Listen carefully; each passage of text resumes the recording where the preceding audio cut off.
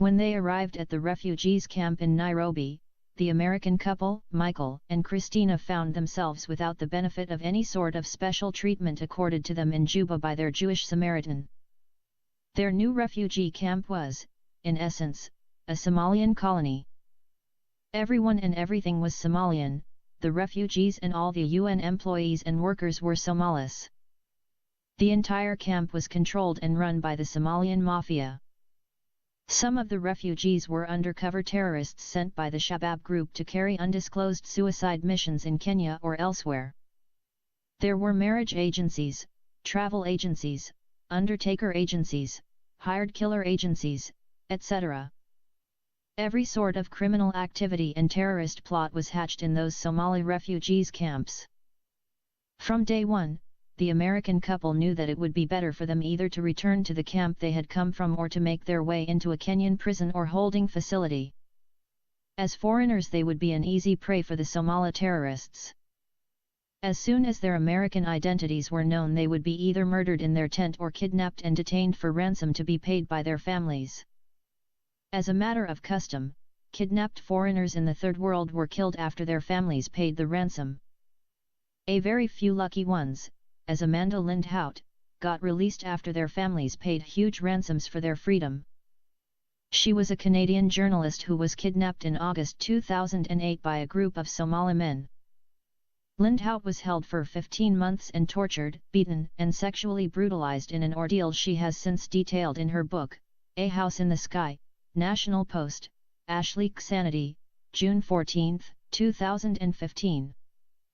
The same Somali man who kidnapped, beaten, tortured, raped, and collected ransom from Lindhout's family, later on claimed to be a refugee, a victim of terrorism, obtained refugee status in Kenya, and got resettled in the same country of his victim. After 7 years of worldwide investigations by the Canadian RCMP, in June 13, 2015, he was arrested at the capital city of Canada, Ottawa. The only difference, he changed his name from Adam to Ali Omar Ader. In the Third World, changing one's name is as easy as changing one's dress. For a couple of dollars, the most notorious murderer or the deadliest terrorist can get his first name, father's name, mother's name, and last name changed to that of another person's identity. After his arrest, Amanda Lindhout says, "I find it difficult to describe what it felt like to see his face again. It brought up anger, fear, confusion, and also knowing that he no longer poses a threat to me or to anyone else, a sense of relief. He was erratic and bullying and fully complicit in my suffering," she said, adding he collected contact information for their families in order to negotiate a ransom. "He terrorized my mother, phoning her multiple times a day and at all hours. He also revealed things about himself, speaking to her about his desire to visit Canada, for example," Lindhout writes. National Post, Ashley Sanity, June 14, 2015. No wonder that the moment they arrived, Michael and Christina began to plan their escape. There was simply better survival odds in trying to get themselves out of camp than to live and die in what a highly malicious prison. Instead of hoping to survive against all odds for a few years for their turn to be called as refugees, the couple decided to take the risk and flee. When safely outside, Christina could approach the Indian embassy and apply for new travel documents. With her Indian papers, she would have proof of identity which would then open the vaults of any foreign bank for her. The couple had been given some cash by their Good Samaritan in anticipation of their needs for the next few days. Escape from a Somalian refugee colony was not a big issue. Even children could make good at it. In actual fact, it shouldn't even be called a refugee camp. It resembled a big village or small town. Some Somalis built their own houses to settle in as permanent homes. Others constructed their shops, business shacks, and Islamic madrasas, religious schools. There were a few mosques and religious corners for prayers and gatherings. There was no problem of going out and coming in. The main problem was how to survive outside without being caught by the Kenyan authorities, which generally entailed being abused, robbed, raped, jailed, and probably killed by them. Michael and Christina only spent a week in the colony. During that time, they saw things more common to horror movies. They saw men beating their children, wives, and sisters. No man was ever arrested or prevented from abusing his own family members. They saw children being married to adults. Little female children were circumcised in public. None of the practices were considered abuse or evil. The people perpetuating these practices simply never thought of them as crimes. They just looked at them as part of their religious obligations and hence practiced them as they had done back in Somalia. A Somali woman is genitally mutilated when she is a little girl, and thinks nothing of it when she arranges the same for her daughter. A boy sees his father beating his mother as a child, internalizes the value and proceeds to batter his wife as a divine right when he becomes a husband. Girls married as children don't see anything odd about giving their small children in marriage to adult men. Besides that, the couple saw many other illegal activities in plain view. The only law that prevailed was Sharia law. The Somalians bring the idiom, birds of a feather flock together to life. Wherever they go, they create a facsimile of the colony they left behind. If you go to any Western or Arab country you would find the Somalis renting apartments in the same buildings and the same areas. And wherever they go they carry with them their religious beliefs, customs, norms, practices, and the like. Anyway, before the couple took flight one evening, they obtained a map of the city, and spent many hours planning their escape and movements in Nairobi. They were told by some refugees that Nairobi was known as London of Africa. Every cafe, restaurant, lounge, nightclub, bar, cinema hall were packed by Europeans. The Kenyans were only servants, waiters, and waitresses attending to the Western tourists, as if they were living out the olden days of European colonists, when the locals served their colonizers in their own lands. The couple did not face any difficulty while they were leaving the Somali colony. As soon as they reached downtown Nairobi they began to relax. They saw there were more whites than blacks. They felt as if they were in a cosmopolitan European city. A free city where the person could do anything he wanted. If he wanted sex he could easily buy it. If he wanted drugs he could find it, alcohol was sold by moving vendors, food was so cheap that a beggar could afford to buy it, accommodation was so cheap too. If the person had no money to rent a place he could sleep anywhere in the street. Nevertheless, such freedom was only available to the Western foreigners. In the Third World, the weather would never kill a person who lives all his life in the streets. Millions of Indians, in major cities in India, are homeless and living always in the streets or build their shacks by the railway's tracks. The couple were shocked with the amount of the immorality they saw on their first day in downtown Nairobi. White and black girls were dressed immodestly. They could hardly be called they were dressed up. The couple had, by chance, entered a dance hall and almost immediately, made their way out because of the scene that greeted them. All the ladies were drunk and the gentlemen drugged like stones. They were hugging and kissing each other and doing other things that no decent person would agree to do in public. Everywhere they went, drug dealers approached them and tried to push their wares on them. Hotels were simply locations for drunkenness, drugs, prostitution, and orgies.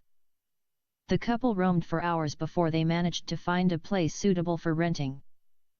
It was a simple home of an old woman where they were promised a bed and breakfast. At this point, it was more than they had dared to hope for. Morning greeted them with sufficient rest and a breakfast of eggs and bread. The couple decided to put the next step of their plan into action. To save money, they used local transportation. At the Indian embassy, Christina's looks spoke for her even before she opened her mouth. The receptionist simply knew she was an Indian by birth. She spoke to her in Hindi and requested for the reason of her visit. Christina repeated word for word what her husband had told her. Without any further query or cross-examination, she was given a form to fill. Then, the form was taken to the receptionist's superior. Upon the document's return, Christina was asked to pay for the issuance of the necessary travel documents which would enable her return to India. When that requirement met, the girl went back to her boss and duly returned with the emergency travel document. She told Christina that she should show that document to the Indian authorities upon arrival at the Mumbai International Airport. The girl never asked Christina who her white companion was, or what his relationship to her was. She just kept staring and smiling at Michael until Christina felt that the pretty Indian girl had suddenly developed a crush on her husband. To avoid any further developments, she took hold of her husband's hand and walked out of the Indian embassy knowing that she had once again become the richest Indian woman in the world. Christina Lewinsky had over $120 million in her overseas account. The couple's plan worked faster than they anticipated. In the very same day they approached an international bank and able to access their funds. They felt as if the heavens' gates had suddenly reopened and rained gold and silver. Just a day before, they were sleeping on the ground in a tent with wooden bedding, cowering below a filthy, torn blanket. At this point in time, they could buy an entire hotel in Nairobi. The first thing the couple did was to go to a decent Indian restaurant to enjoy delicious Indian dishes. After that, they went to a boutique and replaced their rags. In the fitting rooms, they removed their rags and put on their new clothes. Those clothes they discarded did not fit them well because they belonged to their Samaritan and his benevolent wife. For many days, Michael wore pants which ended halfway between his knees and his feet like a clown and a gaudy shirt that made him look like a scarecrow. Christina was a little luckier. Nina's clothes fitted her lengthwise, but were too tight because she had a very slight figure. That created serious problems for her whenever she came under the surveillance of lustful men. Everywhere, her feet took her, men assumed she had intentionally dressed that way to attract attention. It was no wonder then, that the clothes were the first thing she discarded. Michael was now dressed in full suit which made him like a foreign diplomat on his business while Christina looked like an air stewardess from the waist up but had the air of a queen from the waist down. Since the combination looked strange, she decided to model her look on that of a Disney princesses in fairy tales or a Barbie girl. They were now Mr. Handsome and Miss Beautiful. Had they returned to their Somali colony they would created a serious problem for the inmates. They would have immediately assumed that the highest commissioner and his wife had descended directly from Geneva to investigate the illegal activities going on in the Somali refugees camp. But, instead the couple decided to remain humble and continue to live in their simple lodging. When they arrived home, their landlady could not recognize them until they talked to her. She recognized the voices of her tenants but the couple who was standing before looked nothing like her tenants. She could not believe that they were the same wretched, smelly, and poor foreign couple who came to her last night dressed in rags and reeking of alcohol, drugs and tobacco. The night before they were counting dimes, nickels, and pennies and now they were throwing dollars around like confetti. The couple decided to make a new deal with their landlady. They wanted to bless her with a special concession. They told her that she need not make any breakfast for them. Secondly, they said they wanted to pay her double the rent they had agreed upon simply as a loving gesture to the old woman. The couple developed special admiration for the old woman because they saw her reading from her Bible before her prayers the night before. The old woman thought that her new tenants were simply under the stupefying influence of some new drug or alcohol, and so told them that if they did not find her food agreeable, she would buy them outside food without any extra charge. The couple responded with another generous offer and told her that they had liked her food and would like to have it again, but she had to charge them for it. The old woman smiled, held her peace with the thought that she might be entertaining angels without knowing it. Michael and Christina rose up and shone on the following morning an hour and a half before the old woman. They had their morning prayer and read their Bible. They even sang some of their favorite songs. Their spirits were uplifted. After spending time before the Lord, they went to a nearby shop and bought many items for the breakfast. Then, they came back and headed directly to the kitchen. When the good woman of the house woke up from her sleep, there was another surprise waiting for her. She went to her kitchen and found the breakfast was already cooked and prepared by her 2 angels. Her little doubt was vanished and she began to treat them as true angels of the Lord. This time, she asked no questions. She just sat at the table, blessed her food and ate it. Meanwhile, the 2 lovely angels were taking a joint bath. They filled the tub with warm water and an assortment of bubble bath, and every bath condiment you could have thought of. They created long-lasting bath bubbles. They also bought many great-smelling shower gels, luxurious gels, Nivea gel, emulsified scrubs, designer bath bombs, lavish body butters, etc. Then, they began to bathe each other. They took long time to carefully scrape the dirt and grime that their bodies had accumulated from the time they had left the care of the kind nuns. They spent so much time indulging and pampering each other until they reached their climax. If the good old woman walked in, she might think that her 2 angels have fallen and become humans. After the pleasurable and enjoyable bathtub love-making session, the couple put on their new garments. They wished their landlady good day and left. The old woman kept staring at them until they receded from her field of vision. She was still entertaining the belief that they weren't human. She remembered that when they came to seek an accommodation they weren't had any luggage or spare clothes except the ones that hanging on their dirty bodies like beggars' rags. At that time, the 2 appeared to her like a jerk and a hooker. She wasn't sure who picked who, but she was sure that they came to have sex and get split forever. But, now the 2 looked like royals who were born with gold spoons in their hands. The last night hooker looked like a caterpillar that suddenly came out of her ugly cocoon and became lovely colorful butterfly. Every now and then she kept of changing her color and becoming more and more beautiful. What remained for her was just to grow wings and fly up to the sky. The miraculous change in the appearance of the previous night jerk was like the happy ending of the fairy tale of Beauty and the Beast, equally beguiling and unexplained. When the couple showed up at the American embassy in Juba, they appeared exactly as the good old woman saw them when appeared at first at her doorstep, as a crook and a hooker. This time, when they entered the American embassy in Nairobi, they were treated as royalty and their garments spoke loudly and clearly for them. They said they were successful, confident, polished, regal, and the best testament to America and India. They could have been taken for the grandson of John Kennedy and the granddaughter of Indira Gandhi. But, everyone was surprised to see them because such fine kids would never be allowed by their royal families to step out of their protected boundaries and move freely in the society. They could be kidnapped by local gangs and heavy ransoms demanded for their safety and release. Michael and Christina remained faithful to their first story which they told to the American ambassador in Juba. The American ambassador at Nairobi found it difficult to believe such European adventures in the bush and jungle of Africa, which one could read only in novels like King Solomon's Mines or Allan Quatermain.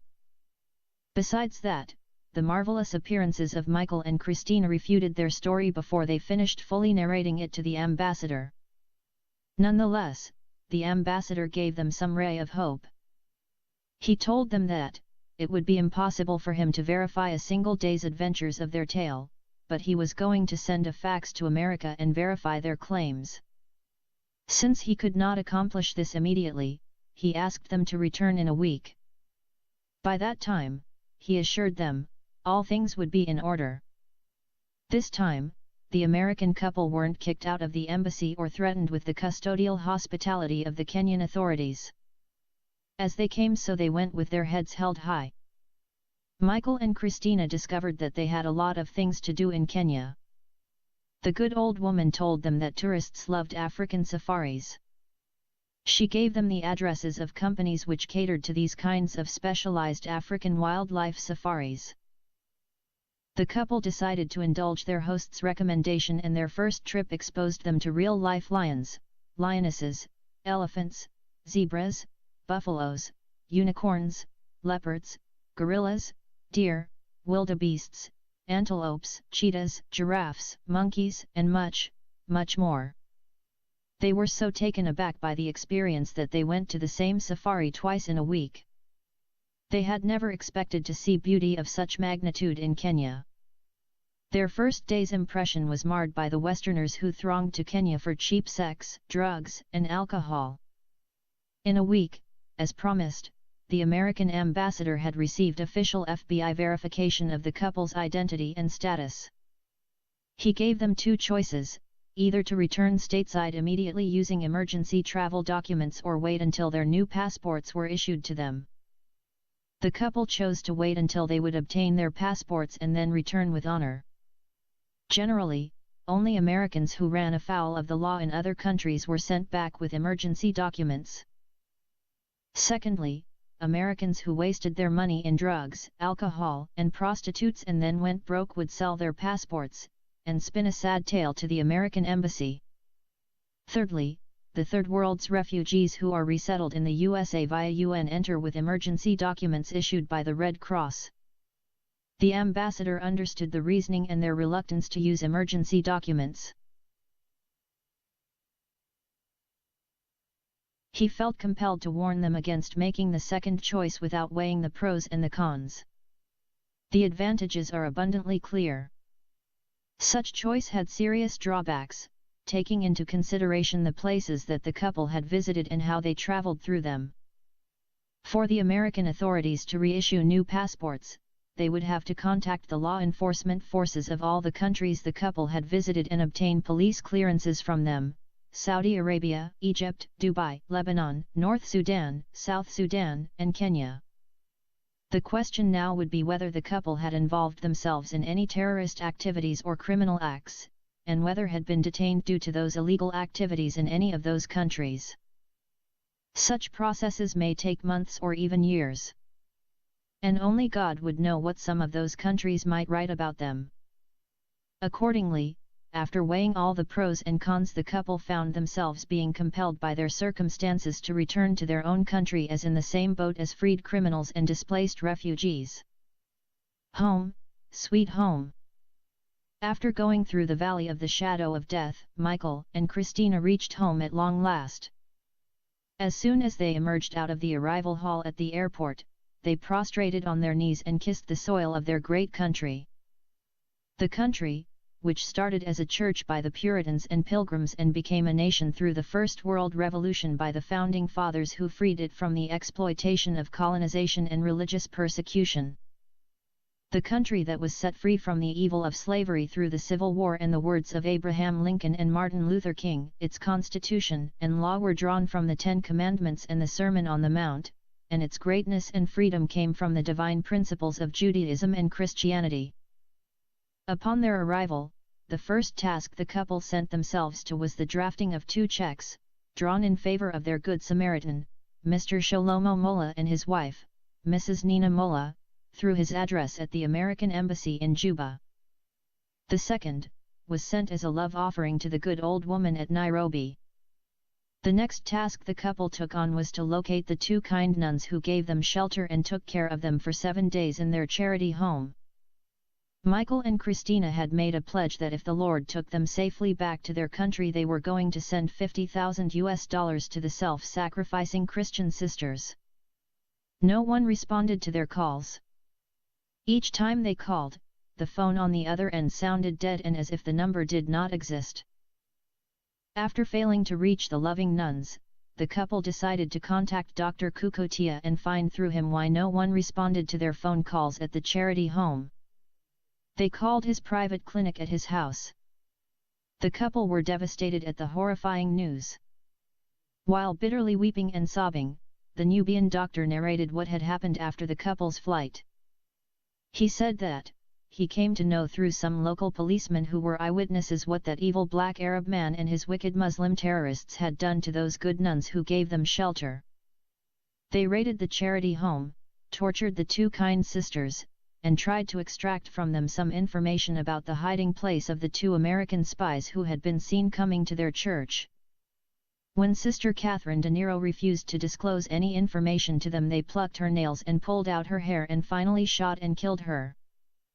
Sister Patricia Akal also refused to speak out.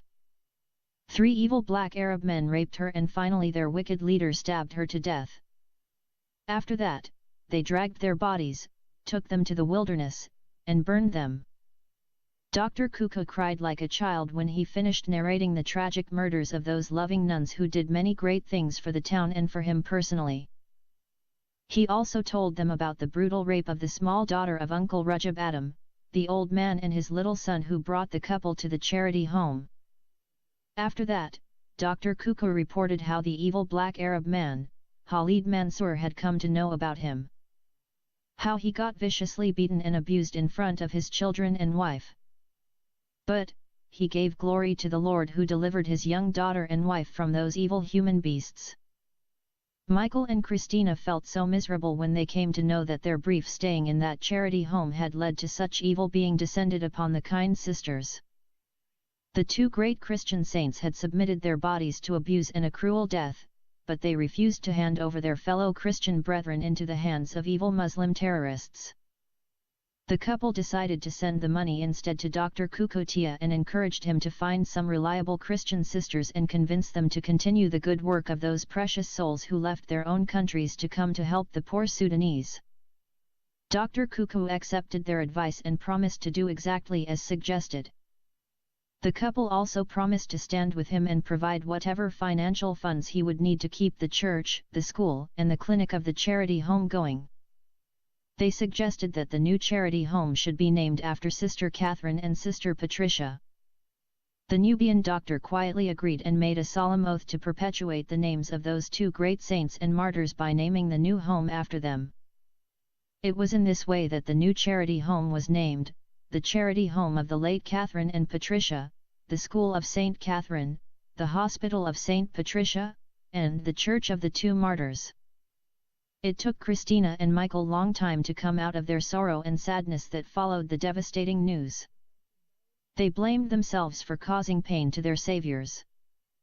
They wept bitterly for days, giving in to the loss of the 2 Christian sisters who took care of them, planned their escape, gave them food and water for their trip, paid for their bus tickets, and ensured their safe exit out of a Muslim land.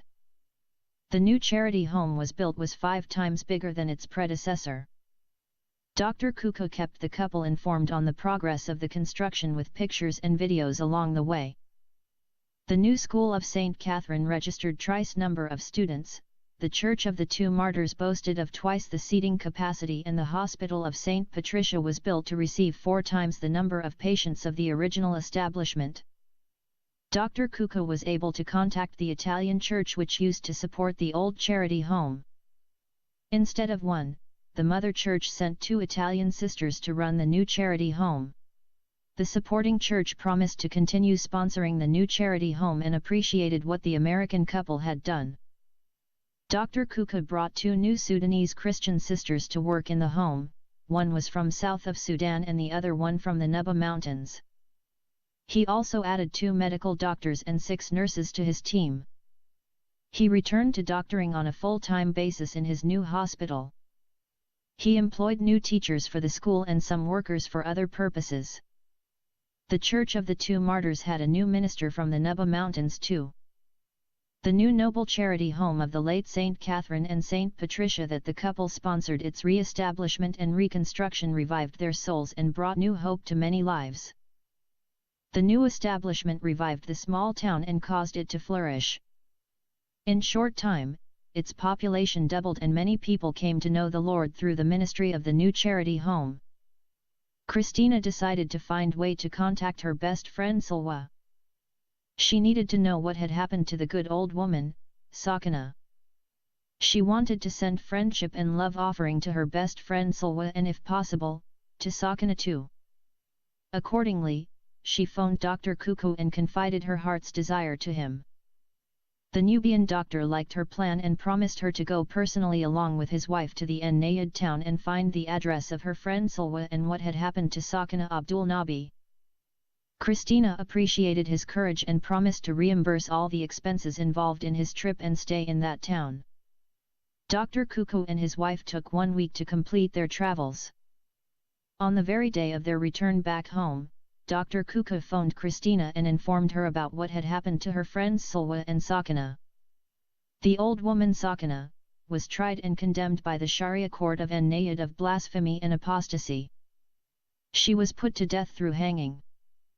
The fate of Sulwa was even more heartbreaking than that of her former mother-in-law. Due to the torture and abuse that she went through under the hands of the so-called husband and her 3 rival wives, she was driven to take her own life. One night, while everyone was asleep, she doused herself with kerosene and set herself alight. She died before they took her to the hospital. Because she had died by her own hand, the Imam of the Grand Mosque issued fatwa forbidding her body to be buried in the Muslim graveyards. Wherefore, her remains were taken by the workers of the municipality and dumped in a garbage place in the wilderness, where dead animals' bodies were cast out in the open and left to be eaten by the jackals, vultures, and wild beasts. Christina had not expected such bad news and mourned for many days. When ultimately the couple came to terms with realities of life, they decided not to write and publish their findings. They did not want to publish work that had cost the lives of such precious souls. Besides that, they did not want to expose the identities of those who were still alive, vulnerable to the threats and dangers they had left behind. Additionally, all their accumulated data had been confiscated by the Sudanese police officer, Babakir Hussein Osama. Deep down inside, they also came to terms that no one was going to believe them.